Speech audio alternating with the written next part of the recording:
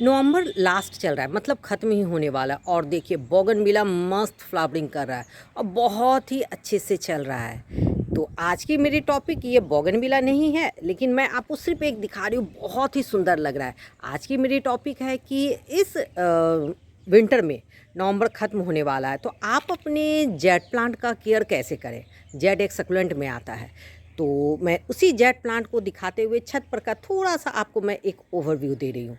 और देखिए यहाँ पे मेरा सारा जेट प्लांट, तो विंटर का में जेट प्लांट का केयर कैसे करें कि इस तरह की आपके भी जेट प्लांट सुंदर लस ग्रीन हो, चाहे आप टॉपियारी हो चाहे आपकी बोनसाई हो।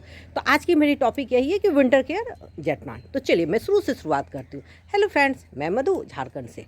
मैं आज आपको ये बताने वाली हूँ कि विंटर में हम लोग अपने जेट प्लांट का केयर कैसे करें। देखिए ये मेरी क्या कहता है, मैं इसे पिकॉक स्टाइल में बनाई हूँ। इसको मुझे कटिंग करना है, ये बहुत ज़्यादा बढ़ गया। एक ये यहाँ पे है और एक इसके बगल में एक छोटा सा है। तो मेनली विंटर में किस तरह करना चाहिए, तो सबसे पहले मैं आपको बताऊंगी कि जेट प्लांट एक सकुलेंट है। जेट प्लांट एक सकुलेंट है, तो इसका केयर जस्ट एक सकुलेंट के जैसा करना होगा। विंटर आ रहा है तो इसको हम लोग को ज़्यादा ध्यान देना होगा, नहीं तो ये क्या होगा, ये के सारे लीफ येलो होके झड़ जाएंगे, गिर जाएंगे। और जब तेज़ कुहासा होगा ना, जैसे बहुत ठंड ओस पाला पड़ेगा, तो जेट प्लांट यानी मिनी जेट ये ख़राब होने का चांस रहता है। ये गल सकते हैं, रॉट हो सकता है। तो विंटर में केयर कैसे करना होगा, तो मैं आपको बस 4-5 पॉइंट ही क्लियर करूंगी। अगर आपने उस 4-5 पॉइंट का ध्यान रखा तो आपके भी जेट प्लांट इस तरह के लसग्रीन रहेंगे। देखिए आज नवंबर की 28 तारीख है। देखिए अभी भी मेरे जेट प्लांट का आप कंडीशन देखिए, एक भी लीफ येलो नहीं है। और मैं इसमें अभी भी फर्टिलाइज़र का यूज़ कर रही हूँ। तो मैं क्या कर रही हूँ, तो देखिए किसी भी फर्टिलाइज़र का यूज़ करने के पहले उसके कुछ कुछ कंडीशन होते हैं, आप उसको पहले समझिए। सीधे आप सोचिएगा कि मैंने फर्टिलाइज़र डाला और प्लांट इस तरह के हेल्दी हो जाए, लस ग्रीन हो जाए, नहीं। जेट प्लांट मेरे पास 5 साल से है, लेकिन ये बोनसाई और ये जो टॉपियारी है मैं कर रही हूँ, ये मार्च आएगा तब 1 साल होगा। उसके पहले मैं सिर्फ कटिंग लगा रही थी।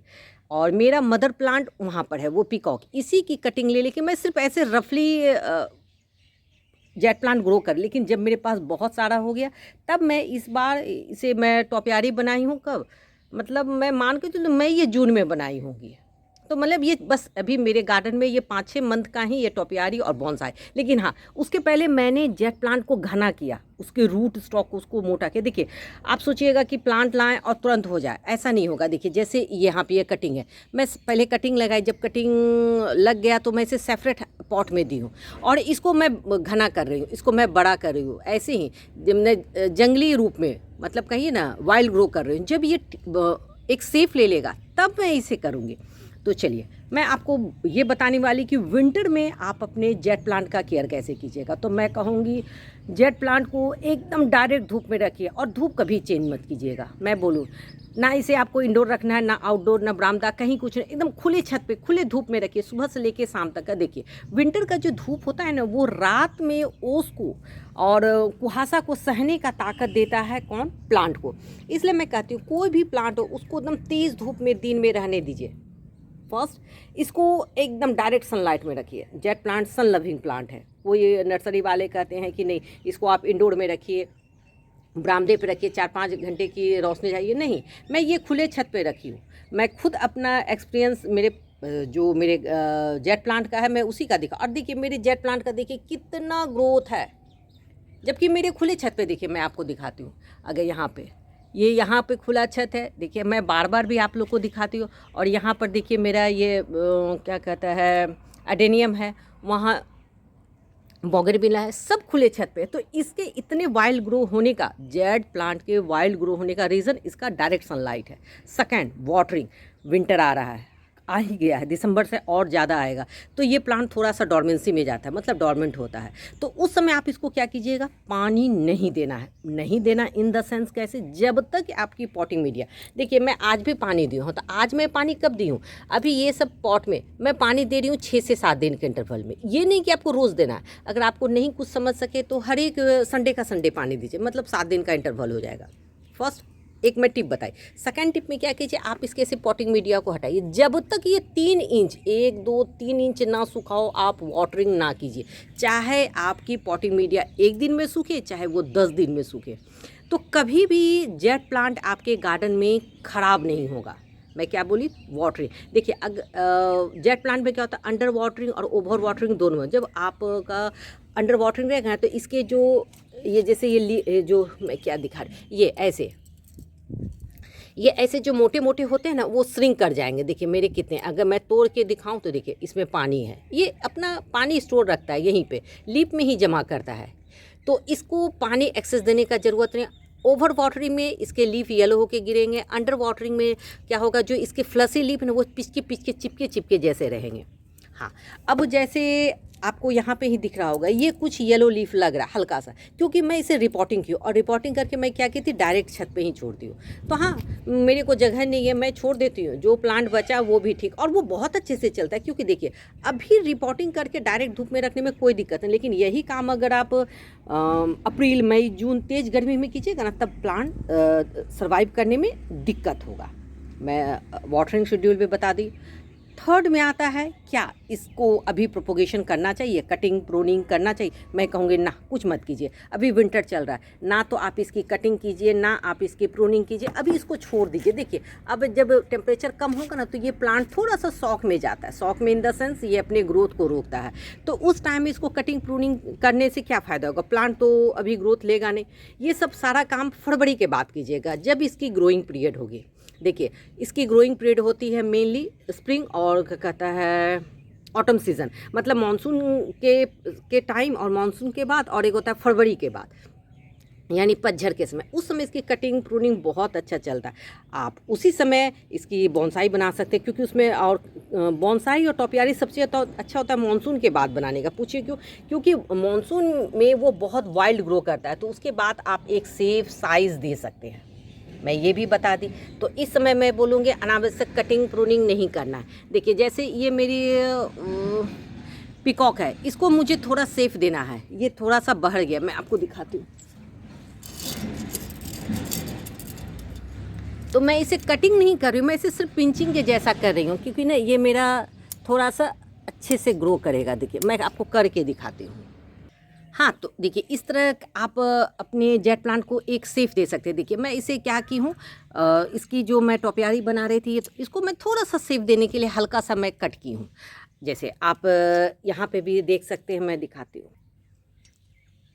देखिए जैसे यहाँ पर ही है, तो इसके सिर्फ टिप को काटना है, बात समझिए, बेसी को नहीं हटाना। देखिए बस इसको दो को ऐसे, एक आप अपने सेफ साइज के अनुसार आपको प्लांट में जिस तरह चाहिए कीजिए, तो ये काफ़ी अच्छा होता है। आप चाहिए तो इसको वायरिंग भी कर सकते हैं। मैं वायरिंग तो नहीं की हूँ अभी, हाँ 1-2 प्लांट में ही मैं की हूँ। मैं छोड़ देती हूँ ये जिस तरह वाइल्ड ग्रो करेगा। देखिए मुझे तो बोनसाई बनाने आता है नहीं, लेकिन हाँ मैं कोशिश करती हूँ बस। देखिए और इसकी अभी भी अगर आप चाहिए कटिंग तो लगा सकते हैं, बस कुछ नहीं।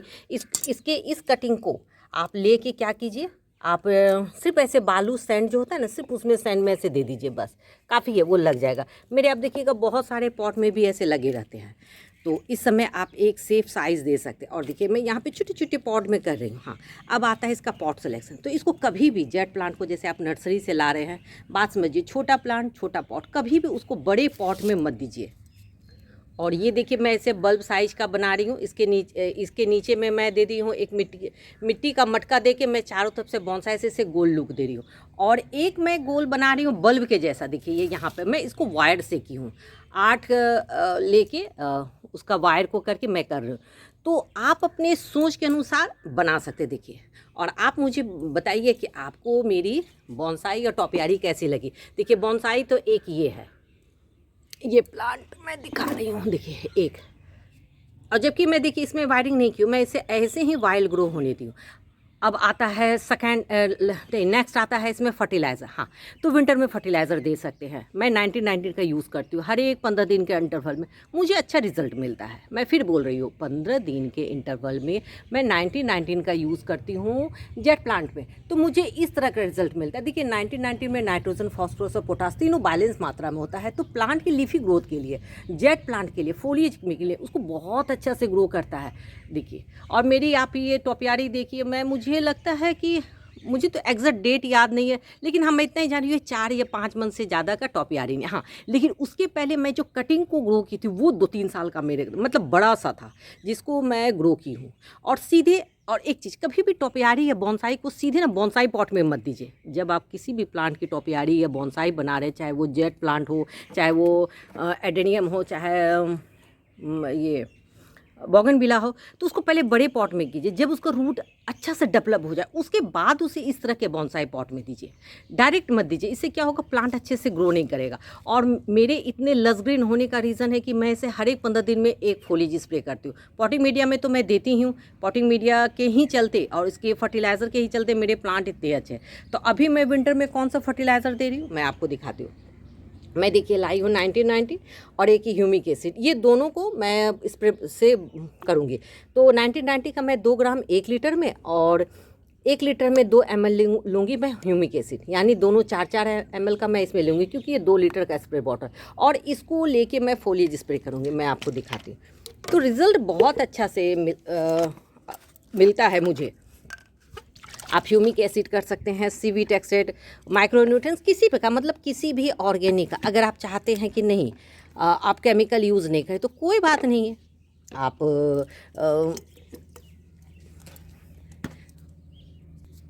आप केमिकल नहीं चाह रहे हैं तो आप मैंने जो ऑर्गेनिक बताया उसका यूज़ कर सकते हैं। ये देखिए ये 1919 है, देखिए इसका लगभग ये 4 ग्राम से कम ही होगा। बस मैं इसको दे रही हूँ इसमें, और इसका मैं फोलिज स्प्रे करूँगी। मुझे रिज़ल्ट बहुत अच्छा मिलता है, मैं आपको दिखाती हूँ। हाँ, ये कितने दिन में करना है, 15 दिन के इंटरवल में। देखिए मैं स्प्रे बॉटल में ले ली और सब प्लांट में हाँ आप इस तरह का स्प्रे कीजिएगा। हाँ, अब आपको स्प्रे कब करना है, हाँ अब आपको स्प्रे कब करना है, तो मैं कहूँगी मॉर्निंग में 6 बजे के पहले और इवनिंग में। हाँ, अभी मैं ये शूटिंग करने के लिए ही मैं आपको धूप में दिखा रही हूँ, लेकिन कभी भी धूप में किसी भी फर्टिलाइज़र चाहे इंसेक्टिसाइड या किसी का भी फोलिए जिस पे मत कीजिए। एक तो तेज़ धूप, मान लीजिए धूप है तो आपके फर्टिलाइज़र भी उड़ जाएंगे। अगर फर्टिलाइज़र ज़्यादा मात्रा में हुआ तो प्लांट जलने का भी डर रहता है, उसके लीफ खराब होंगे। तो इसलिए मैं कहूँगी कोई भी फोलिए जिस पे करते, एक कमेंट भी मुझे आया था क्या दिन में करना है कि शाम में, मैं कहूँगी कोई भी फोलिज स्प्रे चाहे इंसेक्ट का हो चाहे फर्टिलाइज़र हो, आप उनको उसको मॉर्निंग में 6 बजे के पहले और इवनिंग में 5 के बाद, मतलब धूप उसमें ना रहे तो मॉर्निंग के 7 बजे तक कब कर सकते हैं। हाँ, तो क्या इसमें इंसेक्ट पेस्ट लगता है, हाँ मेरी जेट प्लांट में क्या हो रहा है, बहुत ज़्यादा लग रहा है इंसेक्ट। देखिए मिली बग मैं आपको दिखाए, आज मैं देखिए मैं नहीं हटाई हूँ। देखिए तो जब इस तरह का आपको मिली बग दिखे तो आप तो या तो नीम ऑयल का यूज़ कीजिए या सिंपल पानी से भी हटाइए। मैं तो इमिडाक्लोप्राइड का यूज़ करती हूँ, मुझे अच्छा रिजल्ट मिलता है, क्योंकि नीम ऑयल से क्या होता है 2 दिन ठीक रहता है, तीसरे दिन फिर आ जाता है। तो ये मत आने, जब ये आएगा ना तो आपके प्लांट को वो क्या करेगा, उसकी सारी एनर्जी को सक कर लेगा। तो इसलिए आप करिए, या नहीं तो इसके टिप को भी ऐसे आप काट सकते हैं। अभी मैं बहुत का कटिंग नहीं की, मुझे करना है तो इस तरह करके आप कर सकते हैं। तो इमिडाक्लोप्राइड का भी आप यूज़ कर सकते हैं, अगर नहीं है तो नीम ऑयल का, अगर नहीं है तो खाने वाला सोडा होता है ना 1 पिंच, मतलब 1 से 1.5 ग्राम ले लीजिए 1 लीटर पानी में, उसको देख के फोलिज स्प्रे कीजिए तो उससे इंसेक्ट वगैरह हट जाएंगे। हाँ, इसमें अनावश्यक प्रूनिंग और कटिंग नहीं कीजिए। मैं फिर बोल रही हूँ, मुझे तो एक सेफ देना था, बात समझिए। मुझे जैसे यहाँ पे एक सेफ देना, मैं ऐसे बोनसाई जो बना रही हूँ एक, तो यहाँ पे देखिए ये ऐसे बाहर गया, तो मुझे सेफ देने के लिए मैं कट कर रही हूँ, ना कि मैं इसकी कटिंग प्रूनिंग कर रही हूँ। अगर मैं चाहूँ तो बाद में भी कर सकती हूँ, लेकिन मैं अभी इसे सिर्फ देखिए इसकी लुक को देखिए कैसा लग रहा है।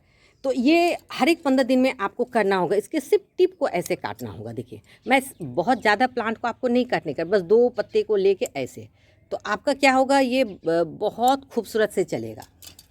तो मैंने आपको ये भी बता दिया। नेक्स्ट, इस समय क्या आप अपने गार्डन में जेट प्लांट ऐड कर सकते हैं। हाँ, एकदम आराम से कीजिए, और अगर एक छोटी सी भी कटिंग मिलती है तो बहुत आराम से आप अपने गार्डन में ग्रो कर सकते हैं और लगा सकते हैं। और आप मुझे बताइए कि मेरी टोपियारी और बोनसाई आपको कैसे लगी। मैं रफली कह रही हूँ कि विंटर में इसे डायरेक्ट धूप में रखना है। सेकंड, इसको पानी एकदम कम देना है, मतलब नहीं हो तो 15 दिन के इंटरवल में। थर्ड, इसमें फोलिएज स्प्रे कीजिए 1990 सीवीट एक्सेट, माइक्रोन्यूट्रिएंट्स, ह्यूमिक एसिड, किसी में से एक का 1990 बैलेंस होता है वो 15 दिन के इंटरवल में कीजिएगा। कोई भी फर्टिलाइज़र का 2 ग्राम 1 लीटर पानी में देखिए फोलिएज स्प्रे कीजिए, आपको काफ़ी अच्छा रिजल्ट मिलेगा। नाइट्रोजन, फास्फोरस और पोटास एनपीके में अच्छा रहता है। आप 1919 का यूज़ कर सकते हैं, 2020, मतलब किसी भी एक बैलेंस का तो आपका बहुत अच्छा से चलेगा। इस समय इसकी कटिंग, प्रूनिंग, रिपोर्टिंग मत कीजिए। लेकिन हाँ, अगर आप टॉपियारी बना रहे हैं या बॉन्साई कर रहे हैं तो उसकी हल्की सी पिंचिंग, सॉफ्ट कटिंग कर सकते हैं। इस समय कटिंग लगा भी सकते हैं। आई होप आपको ये मेरी वीडियो पसंद आई होगी। अगर आपको मेरी वीडियो पसंद आती है तो आप इसे लाइक कीजिए, शेयर कीजिए और सब्सक्राइब कीजिए। कंप्लीट फुल वॉच कीजिए। और यहाँ पर देखिए मेरा कटिंग सेक्शन बहुत अच्छे से चल रहा है। इसे मैं सेपरेट नहीं की हूँ, इसको मैं फरवरी मार्च में, तब तक से ये रूट ग्रो कर जाएगा, तब मैं इसे लगाऊंगी। चलिए, मैं कल फिर मिलती हूँ नेक्स्ट टॉपिक, नेक्स्ट वीडियो के साथ। तब तक के लिए बाय।